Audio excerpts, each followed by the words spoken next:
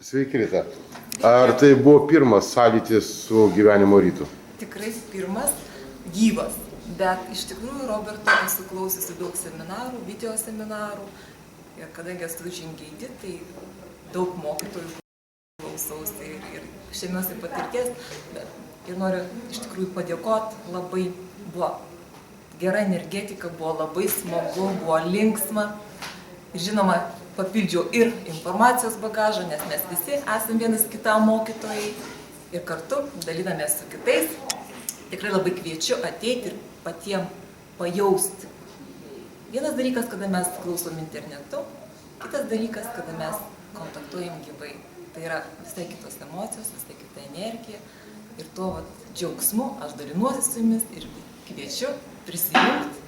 Čia vyks Kaune, ar ne? Tai tikrai labai kviečiu ateiti ir sudalyvauti, ir pasidžiaugti, ir pasimokyti. O ką pasakytum žmonėms, kurie ieško mokytojo?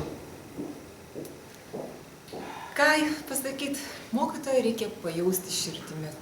Visi tą patį pasakytų. O kada mokinys pasiruošęs, mokytojas visada atsiras. Tai yra sena tiesa. Nežinau, mes visi renkamės. Ir tų mokytojų, mano nuomonė, gali būti kiekvienu gyvenimo etapu vis naujas. Ačiū. Ačiū.